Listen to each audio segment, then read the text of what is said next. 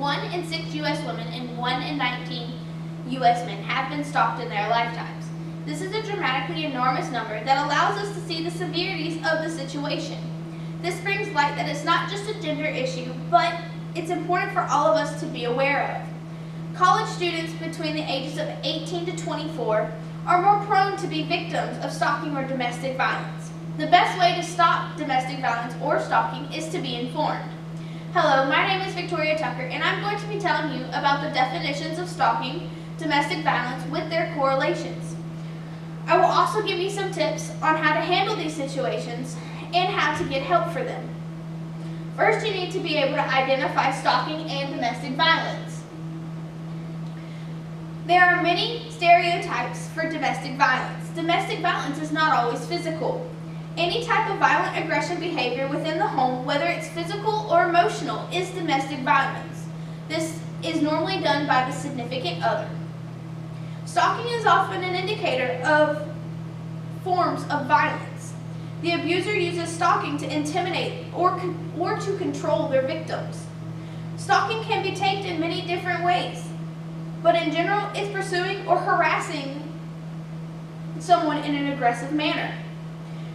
Stalking comes in many styles as well.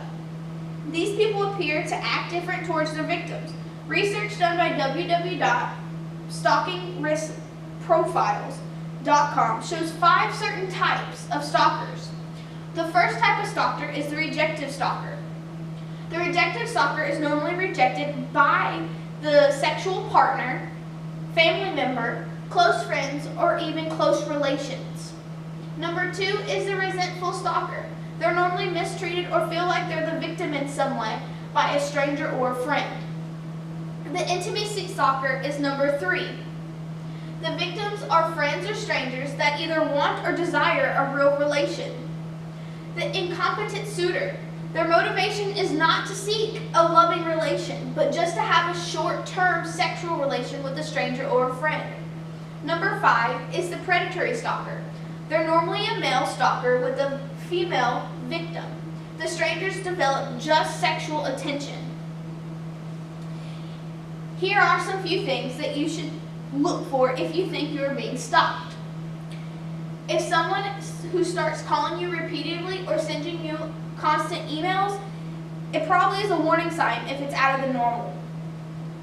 Someone invades your personal space in an early relation, draw the line with them. Let them know immediately. If someone started feeling clingy or insists on joining you at events, is always asking where you go next, just tell them you're going home or to a safe place in public. It's just as important to stay informed on how to deal with stalking and domestic violence as it is to know about how to identify them.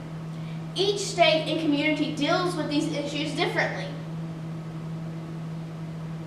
Although stalking is a crime in all 50 states, less than 1/3 of the states classify stalking as a felony for its first offense, leaving stalking victims without protection to the victims of violent crimes.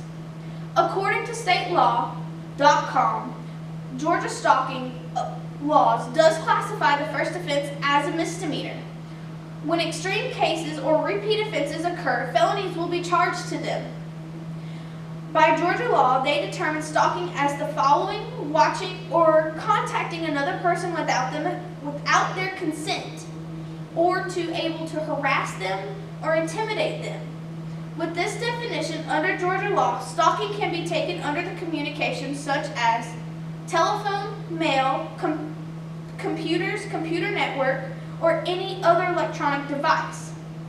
There is not a one-size-fits-all scenario to type of stalking, but if you're being stalked or feel like you're the victim, then use the golden rule given by www.stalkingriskprofiles.com. Your first rule is to have no contact with your stalker. Don't let them have a positive or negative feedback from you that makes them keep coming back to harass you more. Even if you do have to have contact with them, take a friend or arrange a police officer to go with you, like custody cases with divorced parents. Number 2 is to tell others. This is to let them know that they're not going to keep providing the stalker with information of yours. Tell your neighbors, tell your friends, so they don't tell the stalker your information or even describe the car that they drive to them. Number 3 is to increase personal protection. Don't let the stalker get you alone or be able to know your every move. Change your daily routines. Have a friend walk with you with your car at night. Know where your police station is and carry your phone on you at all times. Number 4 is to collect the evidence. It's crucial when preparing a case against stalkers if you don't have the evidence. Taking down information in a journal is the best way to do that. Start it from your day 1 into the present day to allow everyone to know how it goes on and how it feels to be violated. If you think that you are the victim of domestic violence or stalking, you should contact your local authorities immediately. And if you can't contact your authorities, contact this number I have listed below to get them to help you as well. To summarize, I would like to tell you that the best way to stay ahead of the game is to be informed and be aware of your surroundings. Keep in mind that there's multiple types of stalking, and each is just as dangerous as the other, that you should treat them with the same. Trust your intuition. Remember that you can never be too careful when reacting to these types of situations. Thank you.